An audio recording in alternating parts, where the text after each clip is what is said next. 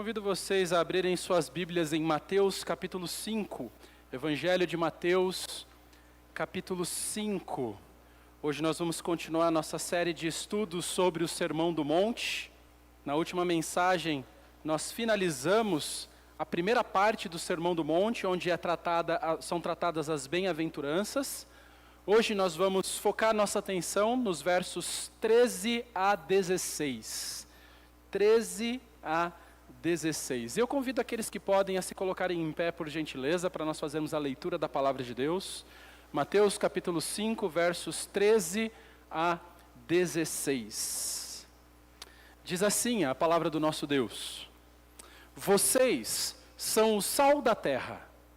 Ora, se o sal vier a ser insípido, como lhe restaurar o sabor? Para nada mais presta, senão para, lançado fora, ser pisado pelos homens. Vocês são a luz do mundo. Não se pode esconder uma cidade situada no alto de um monte. Nem se acende uma lamparina para colocá-la debaixo de um cesto, mas num lugar adequado, onde ilumina bem todos os que estão na casa. Assim, brilhe também a luz de vocês diante dos outros, para que vejam as boas obras que vocês fazem e glorifiquem o Pai de vocês que está nos céus. Amém? Deus abençoe a sua palavra, vamos orar. Nosso Deus, eu rogo ao Senhor, ó Deus, que me capacite a pregar a tua palavra nessa noite. Eu peço a ti, ó Deus, que o seu Santo Espírito possa aplicá-la em cada coração e que cada um de nós possamos ser transformados por ela. Porque é em nome de Jesus que nós oramos. Amém. Podem se assentar? A grande verdade que eu gostaria que vocês saíssem daqui lembrando nessa noite é a seguinte: a grande verdade é a seguinte: aqueles que vivem de acordo com as bem-aventuranças, que foi o que nós estudamos até aqui, funcionam como sal e luz no mundo e devem influenciar as pessoas ao seu redor a glorificar a Deus. Irmãos, nesses versos que nós lemos, Jesus ressalta o papel dos crentes no mundo. Qual é o papel do cristão no mundo em que vivemos? Nós poderíamos resumir esse papel em uma única palavra: influência. Ok? Qual é o papel que o cristão deve exercer neste mundo? Ele deve ser um influenciador. Mateus capítulo 5, versículo 13 a 16, Jesus aborda aqui como o seu povo deve influenciar o mundo. Em que direção o cristão deve influenciar esse mundo? O texto fica claro para nós ao dizer que é em direção ao bem, em direção a Deus. Aqui, ele não pede que os crentes se isolem do mundo.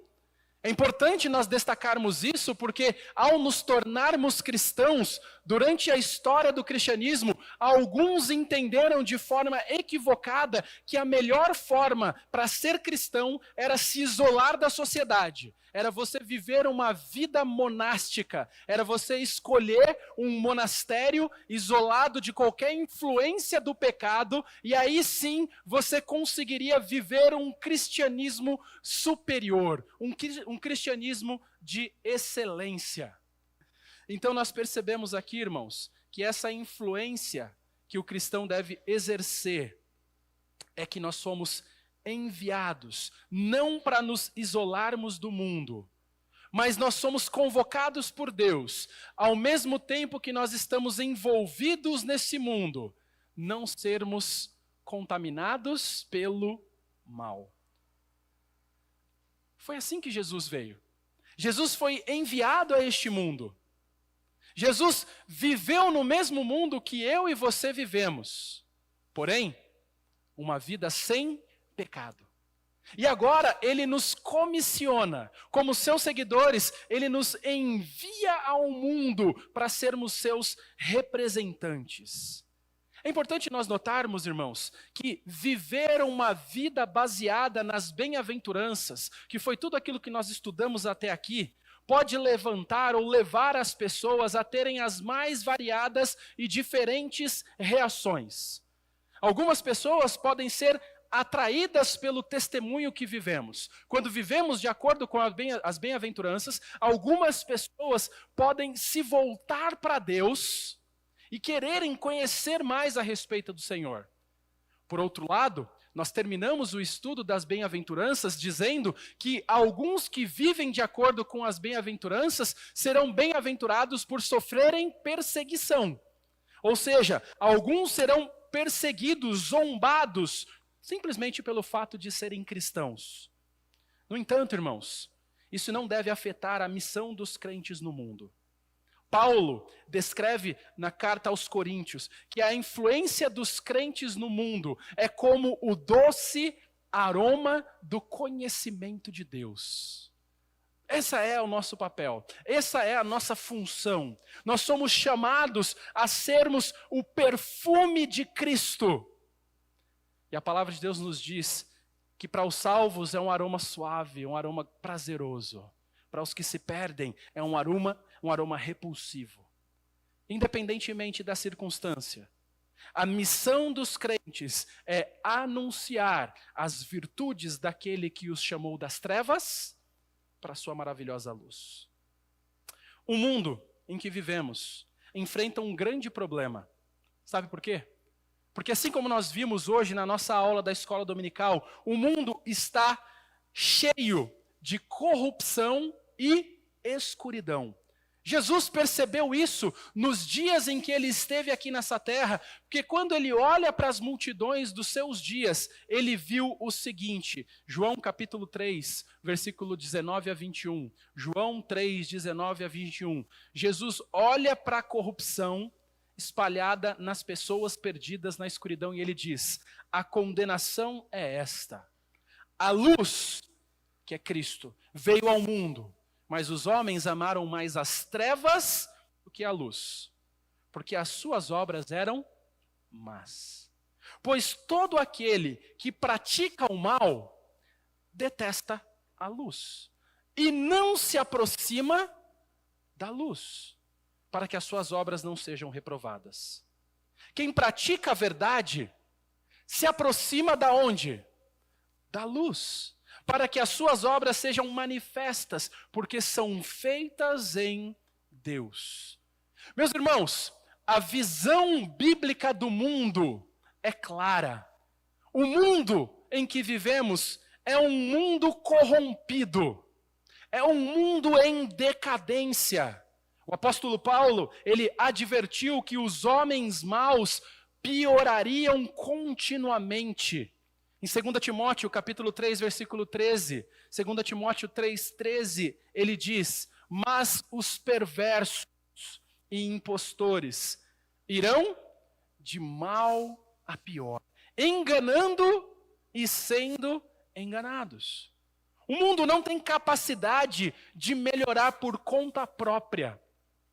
Você percebe os avanços tecnológicos que nós temos desfrutado nos últimos anos?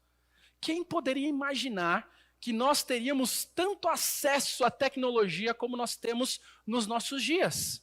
É impressionante o desenvolvimento tecnológico que nós experimentamos. E nós não sabemos o que nos aguarda pelos próximos anos.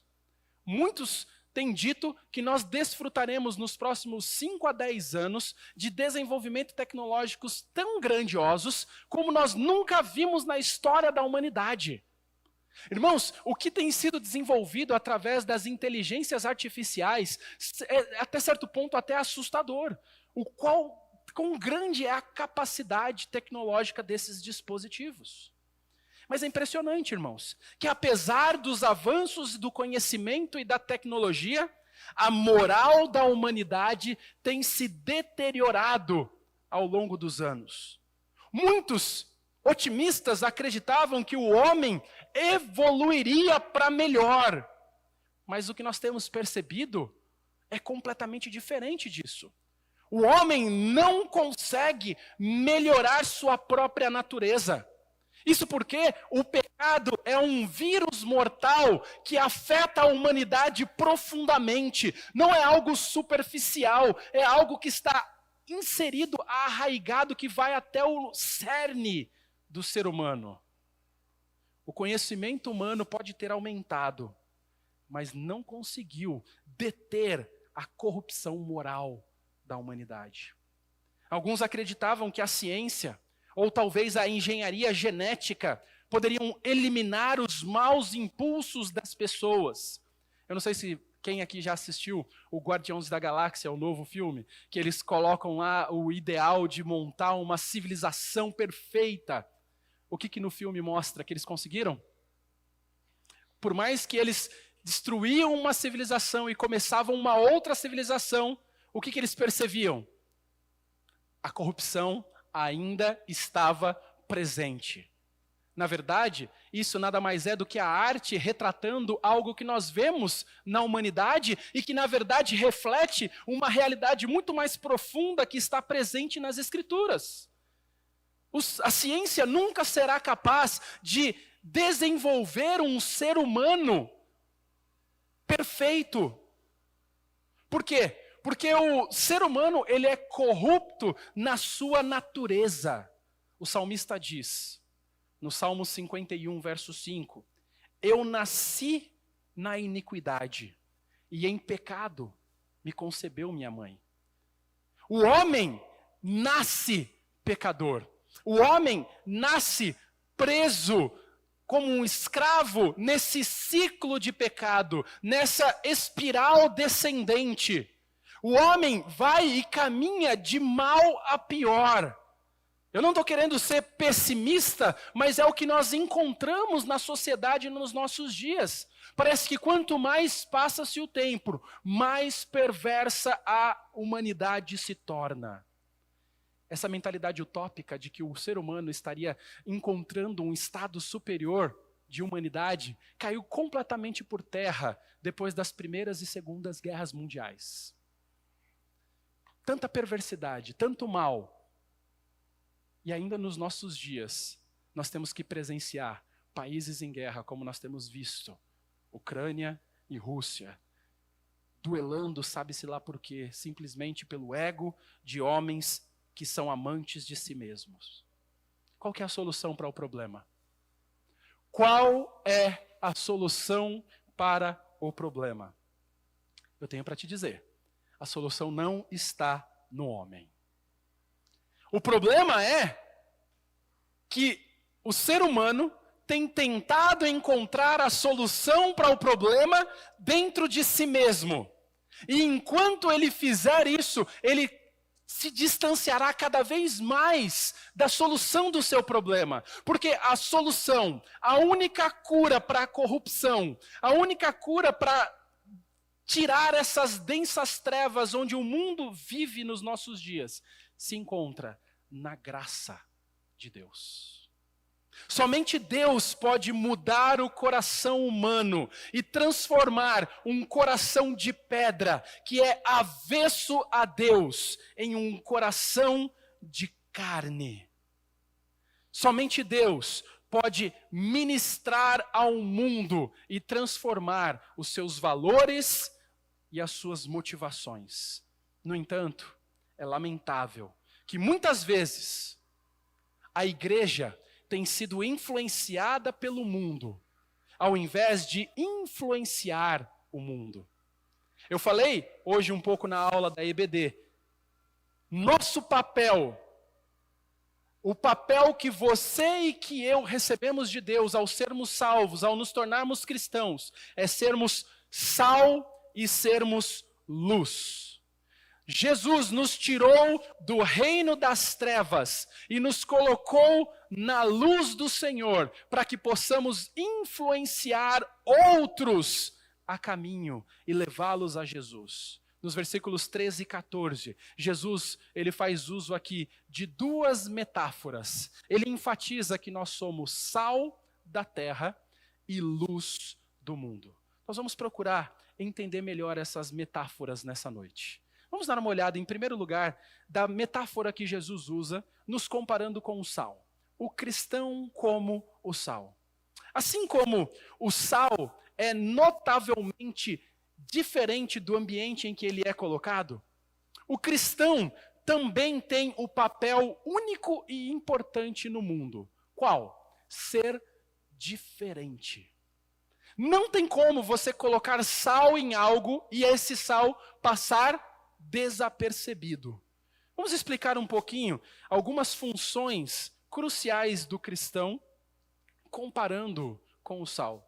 Em primeiro lugar, o sal, ele é um antisséptico que impede a decomposição. O sal, ele é um antisséptico que impede a decomposição. Nos tempos de Jesus, diferente da nossa mordomia tecnológica, como eu disse, nós temos refrigeradores nas nossas casas, né? Nós não conseguimos, na verdade, viver sem uma geladeira em casa.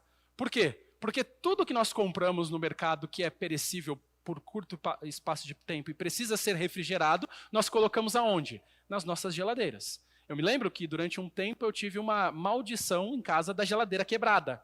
E a gente arrumava uma hora, ela quebrava de novo. Arrumava outra hora, quebrava de novo. Até que um dia eu falei, chega, vamos comprar uma nova. E eu falei, dessa vez eu vou comprar com garantia estendida. Porque daí pelo menos eu sei que ela vai quebrar só depois que vencer a garantia. Porque é sempre assim, né?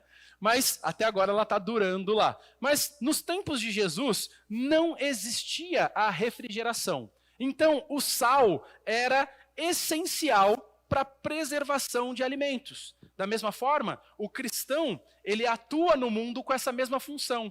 O cristão, ele tem uma função de preservação no mundo. Qual que é a influência do cristão? A sua influência deve ajudar a evitar que o mundo se deteriore. O mundo vai de mal a pior. O mundo está cada vez mais corrompido. A corrupção caminha em passos largos. A boa conduta dos crentes impede que a sociedade se torne completamente corrupta.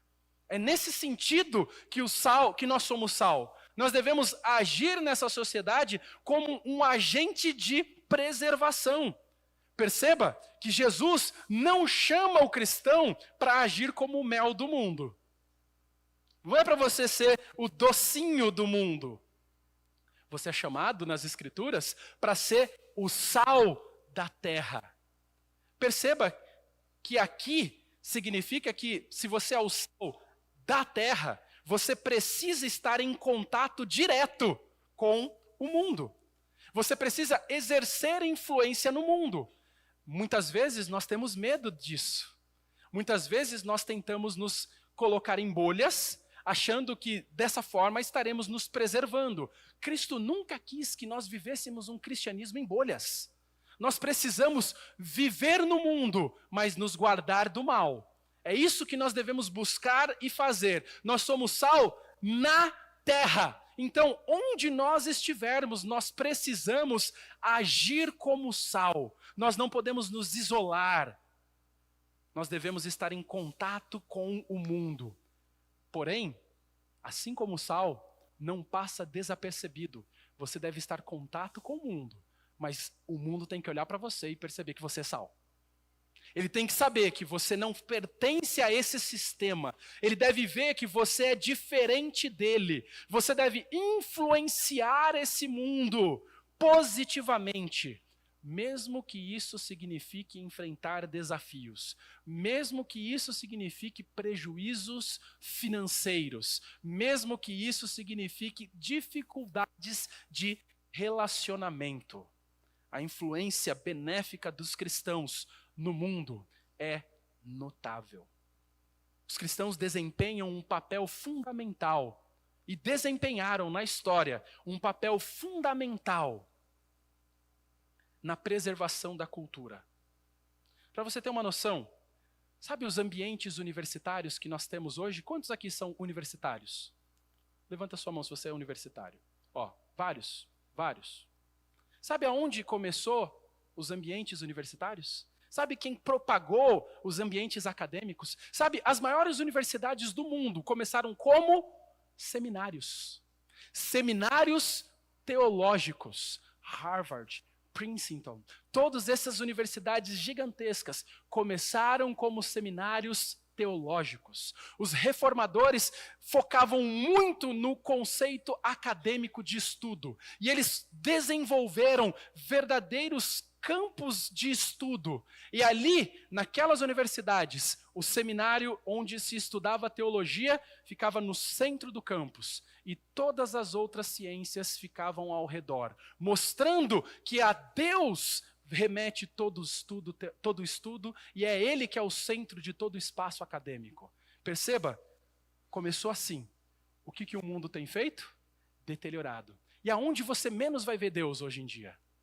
Dentro das universidades. É triste, mas a realidade que Deus tem é que ainda assim Ele tem colocado talvez você lá dentro para ser o quê? Sal.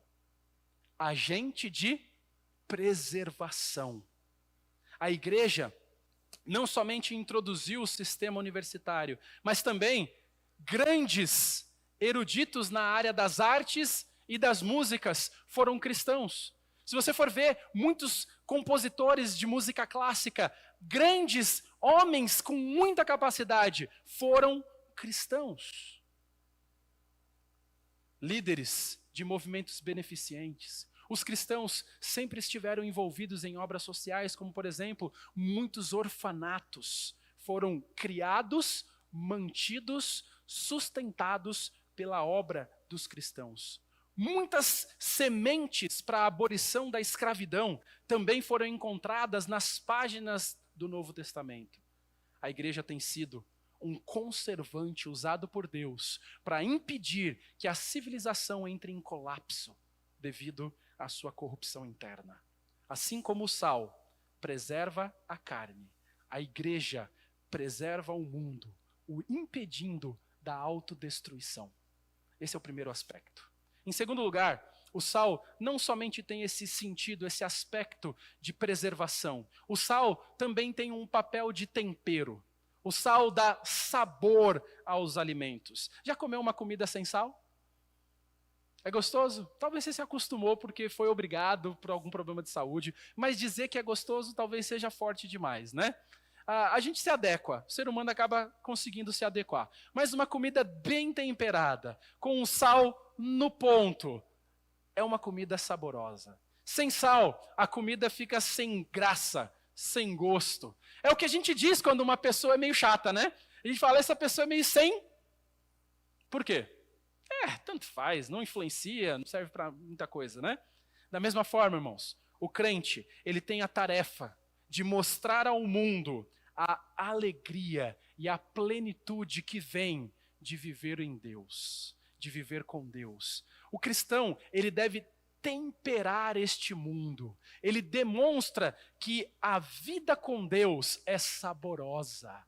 O cristão deve mostrar que relacionar-se com Deus é satisfatório, oferece qualidade de vida superior a qualquer coisa que esse mundo possa oferecer. É nesse sentido que nós somos sal. No entanto, assim como o sal em excesso se torna algo intragável, o cristão também deve ter cuidado para não ser excessivamente crítico e condenatório. Excesso de sal faz bem? Você consegue comer algo sem sal? Talvez. Mas e com muito sal? Se torna algo intragável. Você é chamado para ser cristão, mas você deve não ser um cristão extremamente salgado. Porque senão você nunca vai ser ouvido. Você nunca vai ser o tempero que esse mundo precisa. Você vai ser alguém que todo mundo vai olhar e vai falar, lá vem. Vamos sair, dispersa todo mundo. Você é chamado para ser sal, para temperar. Mas nós devemos fazer isso demonstrando o amor de Deus. Ter o tempero nas nossas palavras. Saber o que falar, como falar.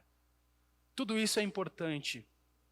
E Deus nos chama a proclamar o arrependimento e a fé salvadora. Mas fazer isso da maneira correta, equilibrada, não em excesso, mas fazendo isso pontualmente. Em terceiro lugar, o sal não somente tem esse papel de preservar, o sal não somente tem esse papel como um tempero, o sal também provoca sede. É assim que acontece nas churrascarias, né? É assim que eles conseguem ganhar muito dinheiro com a bebida, né? Você chega lá, e a comida, geralmente, o churrasco está um pouquinho chegado no quê? No sal. Aí você pega uma latinha de refrigerante, você percebe que ela não dá conta, tem que pegar outra, e depois você sai e passa a noite inteira ainda bebendo água. Por quê? Porque aquilo ali estava... É o que o sal faz. O sal provoca sede. E assim como o sal nos faz sentir sede, a presença do crente no mundo deve despertar o interesse nas pessoas por Deus.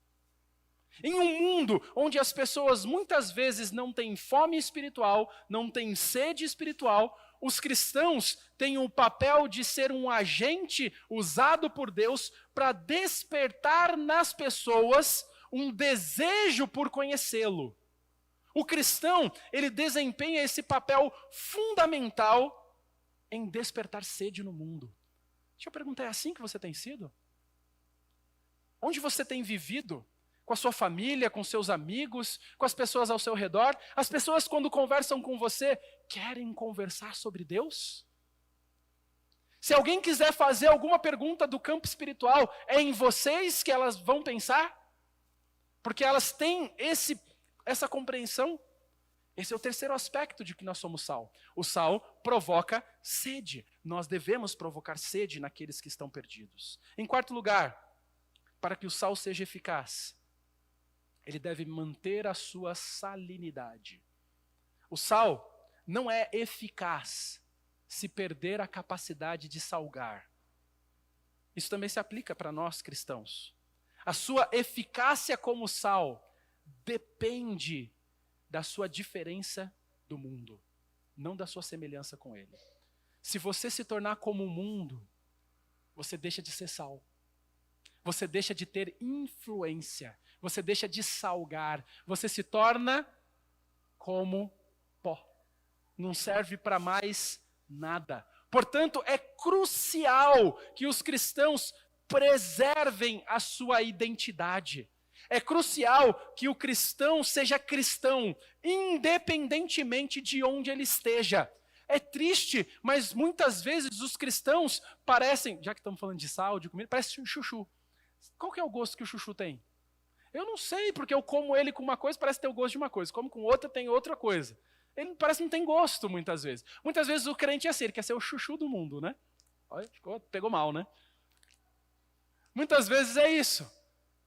Ele está no trabalho com incrédulos, ele é incrédulo. Entendeu? Ele está com um grupo de cristãos na igreja, aí ele é crente.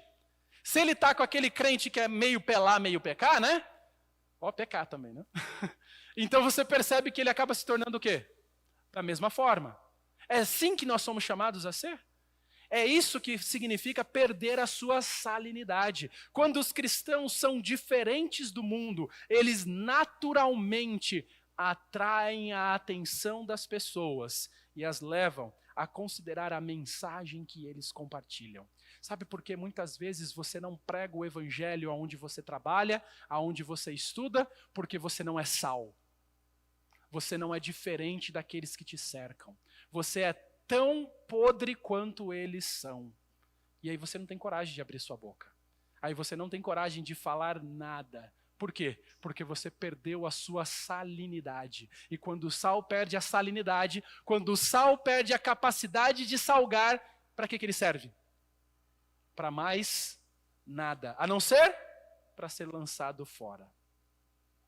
A segunda metáfora que nós vamos gastar um tempo nessa noite, que é apresentada por Jesus aqui. Ele não diz simplesmente que os cristãos são o sal. Ele também diz que os cristãos são a luz do mundo. E é interessante que a luz, ela tem funções diferentes. E 3 funções principais. A luz precisa ser visível para todos. A luz, ela guia. E a luz, ela adverte. Entre todas as coisas criadas, a luz é uma das mais úteis que nós temos. A luz do sol, por exemplo, fertiliza o solo, orienta, dá vida. A luz foi a primeira coisa criada por Deus. Sem ela, o mundo seria vazio e escuro. Por isso que uma das primeiras coisas que Deus fez foi dizer: haja luz. Da mesma forma, o cristão, ao influenciar como sal e ser visto como luz, desempenha um papel importante na sociedade. O cristão, ele exerce uma função positiva de transformação no mundo. Sua vida é sua primeira mensagem.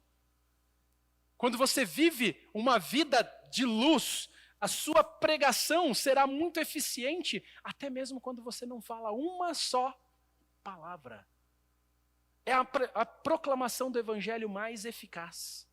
Em Filipenses capítulo 2, versículo 15, o apóstolo Paulo diz sobre os cristãos o seguinte, ele fala, para que sejam irrepreensíveis e puros, filhos de Deus, inculpáveis no meio de uma geração pervertida e corrupta, na qual vocês brilham como luzeiros no mundo. Sem viver como luz, nosso evangelho perde a credibilidade. Quando nós não brilhamos neste mundo de trevas, não importa o que você diz, você perde a eficiência. Assim como o sal deve manter a sua salinidade para ser útil, a luz, ela não pode ser escondida. O cristão, ele tem que ser visível. Ele tem que resplandecer. Conta-se a história de um homem que conseguiu um emprego num lugar que era conhecidamente hostil a cristãos, hostil ao evangelho. E ele foi para o seu primeiro dia de trabalho e exerceu sua função, trabalhou o dia inteiro, chegou em casa, sua esposa, preocupada, já perguntou a ele, e aí, como é que foi? Ele disse, foi tranquilo. Eles nem suspeitaram que eu era cristão. É dessa forma? É assim que vivemos? O sal deve ser notado. A luz deve ser notada. O cristão deve ser visível e resplandecer. Ele deve apontar para algo além dele mesmo. Ou seja, Cristo. Nossa luz deve refletir a luz de Cristo. E quando nós nos empenhamos essa luz, ela será vista através de nós pelas nossas boas ações. E quando nós fazemos isso, nós não recebemos essa glória. Nós convertemos essa glória para o Pai. O cristão é a luz no mundo, porque o mundo está imerso em densas trevas. As pessoas estão cegas espiritualmente. Os cristãos, então, têm o papel vital de iluminar, orientar aqueles que estão perdidos nas trevas. O mundo todo jaz nas trevas, no maligno, mas os cristãos, como a luz de Cristo, têm o poder de iluminar e transformar essa realidade. Esse é o nosso papel, essa é a nossa função. Nós podemos aprender algumas lições aqui com essa metáfora de Jesus sobre nós sermos luzes. Primeiramente, a luz simboliza aqui a verdade. O mundo é dominado pelo mal e pela mentira. As pessoas estão acorrentadas ao engano. A verdade aqui é como uma luz que brilha nas trevas. E as trevas não podem apagar a luz. O cristão é como essa luz. Onde o cristão entra, as trevas devem ser dissipadas. As trevas da ignorância, as trevas do engano, as trevas da mentira, as trevas da prostituição, as trevas da corrupção. Tudo deve ser dissipado onde o cristão está. Em segundo lugar, a luz não somente simboliza a verdade, a luz representa a pureza. As trevas ocultam a sujeira do pecado, onde atos como adultério, roubo e mentira são praticados. No entanto, quando a luz aparece, ela expõe o pecado, trazendo a pureza e a limpeza. A escuridão não pode resistir à luz. Não é à toa que, geralmente, ambientes perversos, ambientes onde o pecado reina, são ambientes muito mal iluminados. são ambientes escuros. Ambientes onde a verdade reina, geralmente, são ambientes claros. A escuridão não pode resistir à luz. A presença do cristão tem esse efeito purificador no mundo. Em terceiro lugar, a luz não somente simboliza a verdade, a luz não somente representa a pureza, a luz também simboliza a vida. A vida depende da luz. Se não tivesse o sol, será que teríamos capacidade de ter vida no nosso planeta? Obviamente que não. É através da luz do sol que a fotossíntese é possibilitada. E ela é essencial para a vida das plantas, que por consequência também é essencial para a produção de oxigênio, para que a população humana possa viver. Então, a luz é fundamental. Para que haja vida, há a necessidade de existência de luz. Da mesma forma, a presença do cristão no mundo é essencial para a preservação da vida espiritual no mundo. Sem a igreja, o mundo pereceria em pecado. Para influenciar o mundo, o cristão deve viver de acordo com a sua fé. Não simplesmente professando a doutrina correta, mas vivendo a doutrina correta. É quando vivemos o que professamos, é que nos tornamos sal, é que nos tornamos luz. Em quarto lugar, a luz indica direção. Não sei se você já viu aeroportos. Geralmente são lugares bem iluminados e sinalizados com iluminação para que os pilotos consigam enxergar as pistas e eles possam chegar e pousar em segurança. Da mesma forma, o cristão, ele deve refletir a luz que aponta para Cristo. Nós não somos satélites que têm iluminação natural. Nós não temos luz própria, mas a luz de Cristo brilha através de nós. E quando as pessoas olham para nós, elas devem ser direcionadas para aquele que nos ilumina, que é Cristo. E por fim, irmãos, a luz também é um símbolo de alerta. Quando a luz é colocada um amarelo piscante em algum lugar, você sabe que ela está querendo advertir a algo. Algum alerta, algo que você deve prestar atenção. Ela é colocada em locais de perigo para advertir a riscos iminentes. O cristão, ele desempenha um papel profético também neste mundo. Ele deve alertar como luz o mundo que está em perigo. Um mundo que será julgado pelos seus pecados. É nesse sentido que nós somos luz. Agora, qual é o perigo se nós falharmos em cumprir o nosso papel como sal e como luz? Qual é o perigo? Observe o verso 13. Observe o verso 13. No verso 13 do capítulo 5 de Mateus, diz assim: vocês são sal da terra. Ora, se o sal vier a se tornar insípido, como lhe restaurar o sabor? Para nada mais presta, senão para ser lançado fora, ser pisado pelos homens. O sal encontrado nas margens do Mar Morto, lá na Palestina, muitas vezes não era um sal puro. Era um sal contaminado com minerais, como por exemplo o gesso.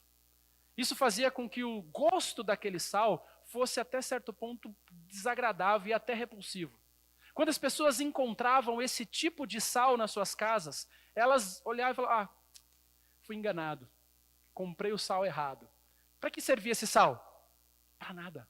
Não dá para usar, não dá para cozinhar, não serve para nada. A única coisa que servia era para ser jogado pelas janelas, nas estradas ou nos caminhos, e com o tempo, aquele sal que era completamente impregnado por um pó de giz, ele se transformaria numa terra e desapareceria no solo. O sal, de certa forma, não podia perder a sua natureza de ser salgado, mas a contaminação do sal com esse pó, tipo um giz, fazia com que esse sal perdesse a sua ineficácia.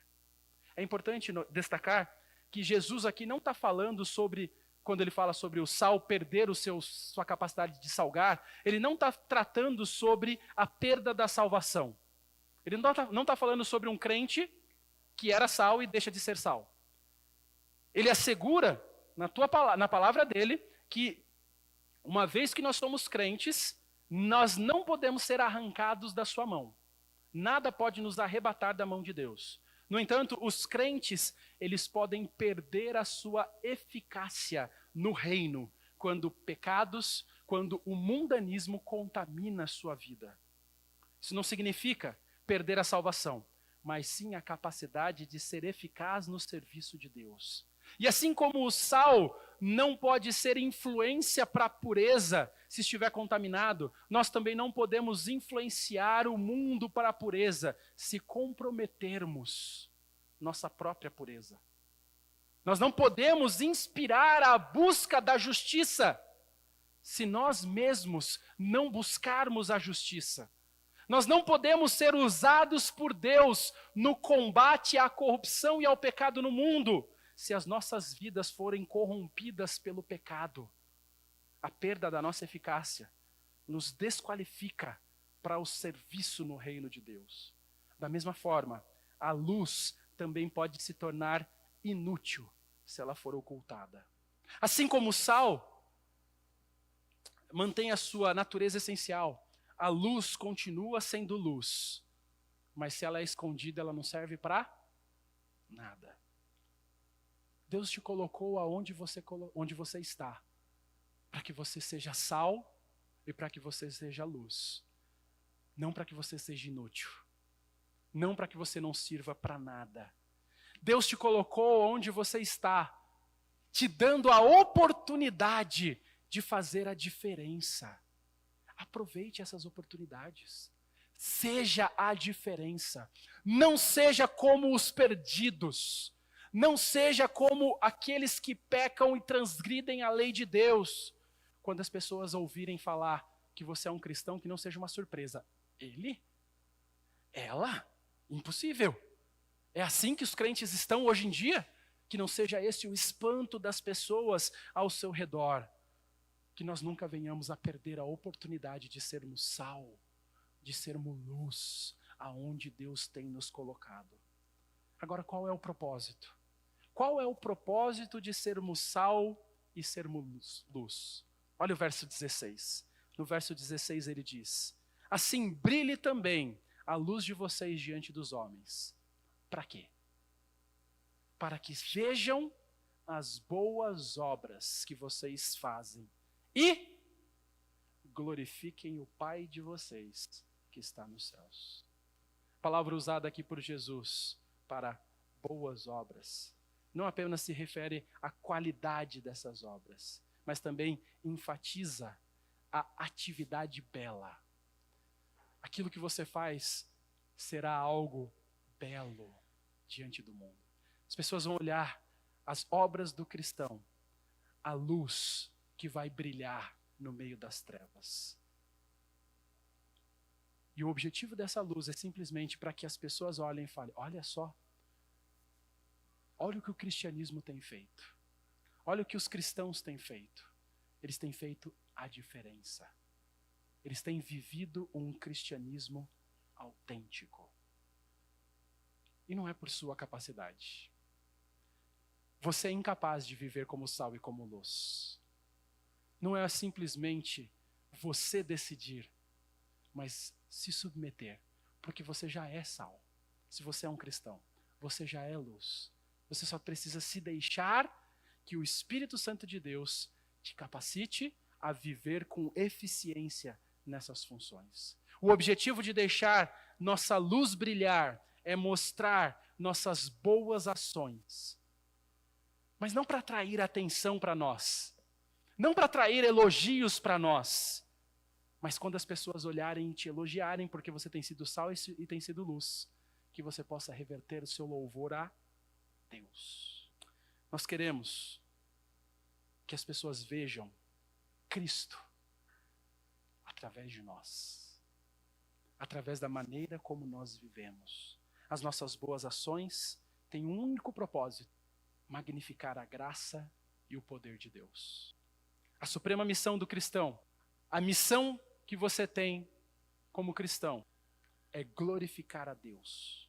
Tudo o que fazemos é para que os outros louvem a Deus, a fonte de todo bem. No entanto, se o que fazemos atrai as pessoas para nós mesmos em vez de para Deus, se vem mais nosso caráter humano do que o caráter dele, é porque não estamos refletindo a sua luz.